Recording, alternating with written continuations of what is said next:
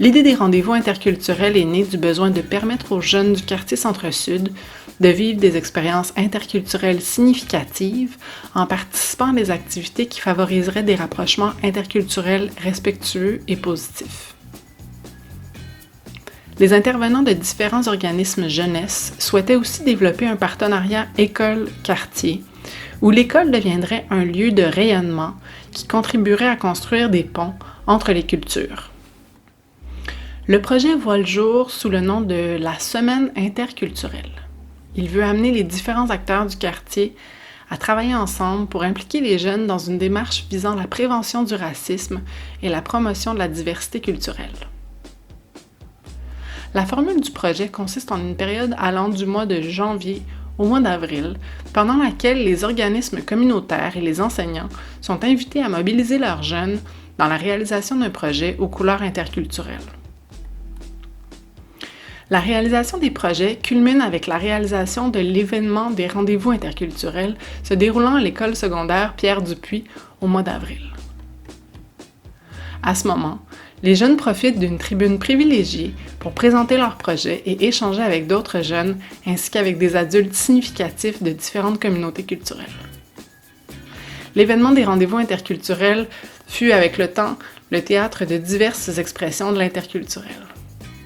Que ce soit sous forme d'activités sportives, d'art plastique, d'art de la scène, de prestations musicales, de culture culinaire et plus encore, la diversité culturelle a su rayonner à Pierre Dupuis. Même après 14 éditions, les acteurs du quartier conservent leur engouement pour le projet. La première édition des rendez-vous interculturels fut un succès. Plus de 300 jeunes participèrent au projet.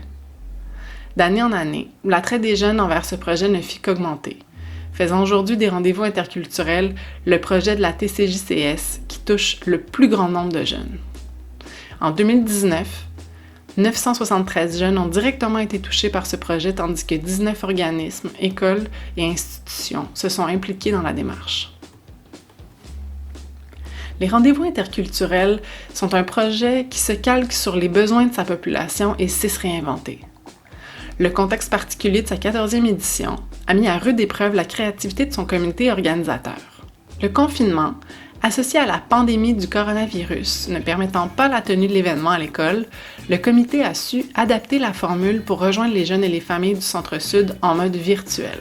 Elle invite les jeunes de Centre-Sud, mais aussi tous les ados, les parents d'ados du Québec à se joindre à cette communauté virtuelle sur Facebook, visionner la programmation qu'il y a là. Ça va du cours de cuisine coréenne, le cours de danse afrobeat, une conversation live avec un joueur des Carabins, une discussion avec la plus jeune élue de la ville de Montréal sur l'identité culturelle et l'implication citoyenne.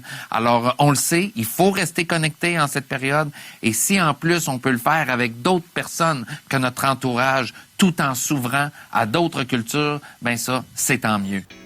Cette année encore, le 16 avril, eut lieu la grande célébration de la diversité culturelle sous forme d'événements virtuels.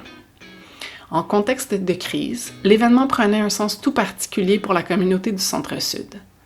Dans la tourmente, il permettait à celle-ci de se retrouver, d'être solidaire afin de célébrer la différence qui fait sa richesse. Ce fut défi accompli pour le comité organisateur et les nombreux partenaires qui se sont mobilisés. 2600 personnes ont été rejointes par l'événement virtuel. Aujourd'hui, il ne fait aucun doute que ce projet est devenu synonyme de reconnaissance positive et de valorisation de la diversité pour les jeunes et les familles du Centre-Sud. Nous avons très hâte de vous retrouver pour une 15e édition.